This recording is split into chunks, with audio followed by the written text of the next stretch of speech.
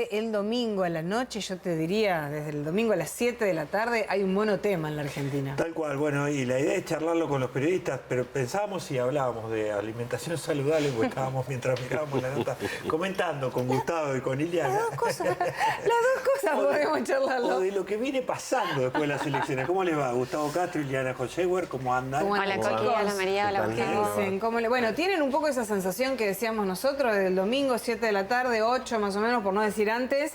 Estamos hablando solo de eso, y algunos sorprendidos y otros no tanto. No sé cuál es el caso de ustedes. ¿Gustavo? Sí, en mi caso no por el signo, el color del triunfador. Ajá. Sí por la magnitud. La diferencia de 15 puntos no estaba en los planes de nadie. Eso pero lo reconoce todo el frente de todos, ¿no? Sí, me parece que fue... Creo que la que más se acercó marcó un 12% que no se animaban a publicarla porque les parecía mucho. Estaban recalculando y veían a ver dónde estaba la exageración, dónde estaba el sesgo tan favorable. Pero incluso si yo me dediqué los días previos a tratar de revisar las encuestas que difundía el gobierno a través de los canales de comunicación. Los canales de comunicación en general, digo, no solamente el periodismo afines. Y entonces uno veía que decían, por ejemplo, va a perder por 3 puntos, 2 o 3 puntos. Cuando uno iba al desagregado, cuando iba por provincia, se encontraba con algunas sorpresas, porque ¿qué es lo que hacía yo? A ver, ¿qué elección podía asimilarse a esta? La primera vuelta del 2015, no las PASO, la primera vuelta, donde Scioli le gana por 3 puntos, 37-34. Bueno, a ver, ¿cómo salieron las provincias en ese caso y cómo están dando ahora?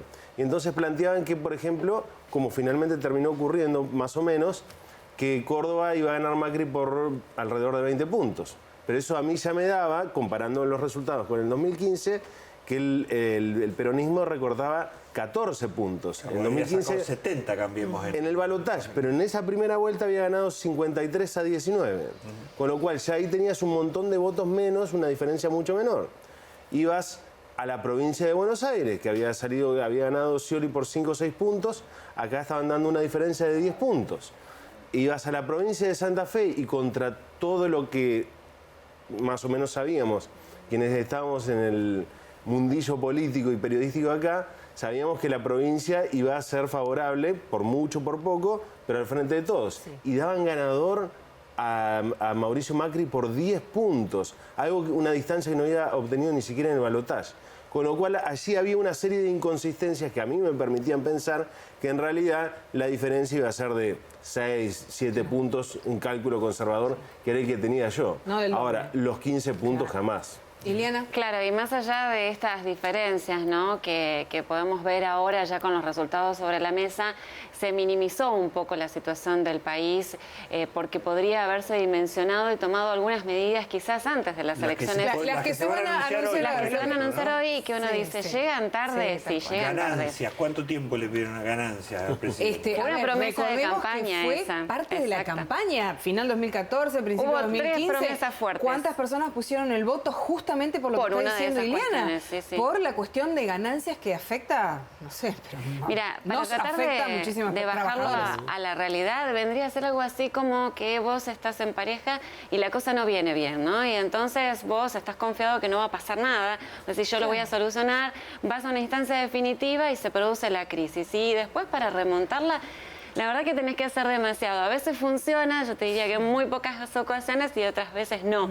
Porque cuando ya hay algo que se rompió, después es difícil rearmarlo. Más allá de que, bueno, vamos a ver de qué se tratan. La confianza del elector está rota con el gobierno. Y está rota, sí. Sobre todo cuando se rompe la confianza, tan difícil de arreglar, ¿no? Porque el tema pobreza y el tema impuestos será una cuestión muy esperada por la clase media, que está muy castigada, que entiende que no puede seguir, que tiene miedo. Otra de las cuestiones es el miedo, ¿no? El miedo al día después, porque el miedo al día después es, habrá más ajustes, yo ya no doy más, dicen los argentinos, y un poco me parece que esto también es lo que se transmitió en las urnas. Arreglar esto es casi una misión imposible, más allá de hoy los anuncios y esta cuestión de si cambian las retenciones o no, pasa por ahí, de dónde salen los fondos para los anuncios que se pueden conocer hoy o mañana, porque la fecha era mañana, pero ya anoche había un cambio y se adelantaba al miércoles. Como estamos ciertamente gobernados por los mercados, entonces depende cómo esté el mercado, seguramente se adelanten o no las medidas. Ahora, respecto de las encuestas, ¿no? Que me quedé un poco con el análisis que estaban haciendo ustedes y puntualmente Gustavo. ¿Quién se equivoca? ¿Se equivocan los encuestadores o en realidad hay gente que no dice que va a votar al justicialismo y finalmente lo hace? Miente el encuestado. Miente el encuestado. Y hay un poco de todo. Para poner un dato concreto, la mayoría de las encuestas, la enorme mayoría de las encuestas, hasta por una cuestión, fundamentalmente por una cuestión de costos, se hace con el sistema IBR, que es el sistema de encuesta telefónica con la maquinita. Te llama la maquinita, vos atendés y vas marcando de acuerdo a las opciones que te dan.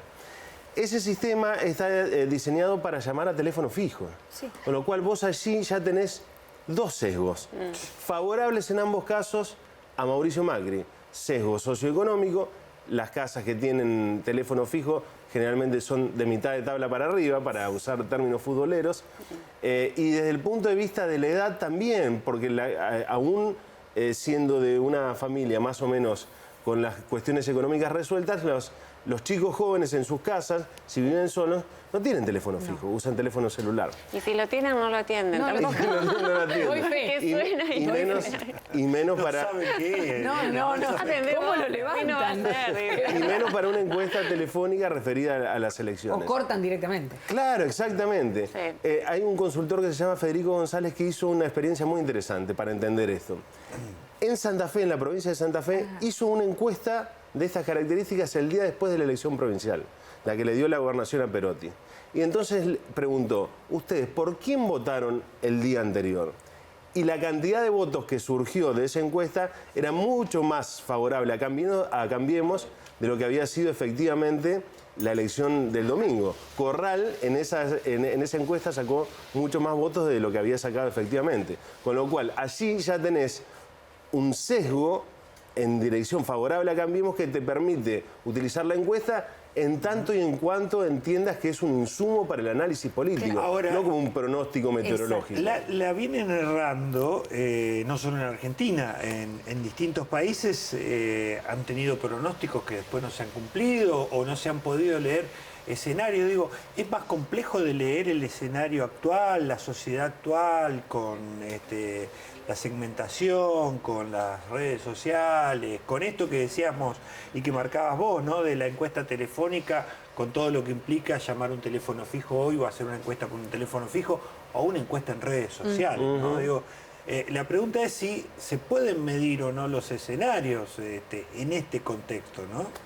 Es difícil, la presidencial es la única porque, que va. bueno, también por cuestiones de costos, ¿no? Las encuestadoras utilizan este sistema basándose en la tecnología también para reducir sus costos. Pero en cierta forma es difícil y me parece que cuando se mira la opinión pública, muchas veces hasta el propio votante, y hemos visto la cantidad de indecisos que hay, no toma su decisión hasta quizás el momento antes y dice, yo no le voy a decir también a quién voy a votar, porque le voy a decir antes. A veces también el ciudadano, depende en qué situación esté, se enoja y no quiere dar a conocer su voto. Y después, bueno, surgen unas diferencias importantes. Igualmente yo creo que en el riñón de cada fuerza política hay encuestadores que hacen estos trabajos con todas las metodologías, incluyendo el focus group, y también trasladan, ¿no?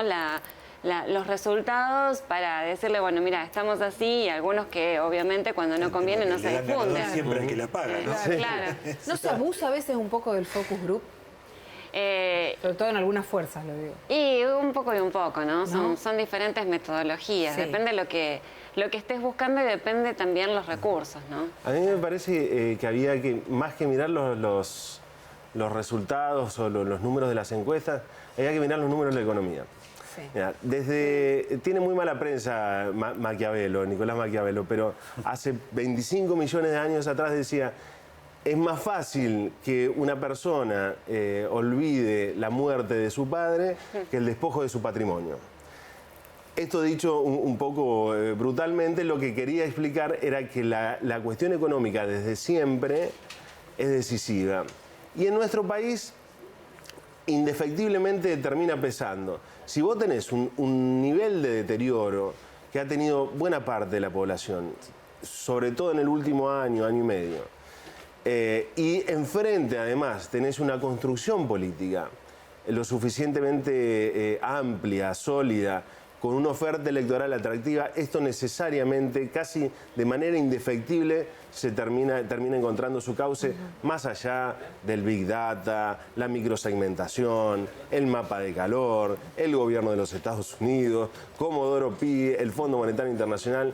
En ese sentido, yo creo que hasta es una buena noticia en términos democráticos saber que todavía, hasta desde una perspectiva racional, el ciudadano dice, bueno, está bien, yo miro todo, escucho todo. Ahora, cuando yo estoy en el cuarto oscuro, a mí no me presionan ni por la tele, ni por la política, ni por los mercados, ni por la justicia. Yo voy y pongo mi voto de acuerdo a lo que entiendo que es mi cosmovisión. Es interesante, seguramente después se podrá analizar en extenso más, digo, pero cómo cada una de las apuestas electorales acertó o le erró. Digo, se habló muy bien y mucho en los grandes medios de Pichetto y de lo que podía sumar Pichetto, y se habló también de la decisión de Cristina Kirchner de decir a Alberto Fernández, anda vos, y creo que lo de Alberto Fernández, encadenando en lo que decías vos de la oferta electoral, me parece que terminó de convencer a varios que si no hubieran apoyado ese proyecto, se hubieran ido a otro lado, ¿no? Sí.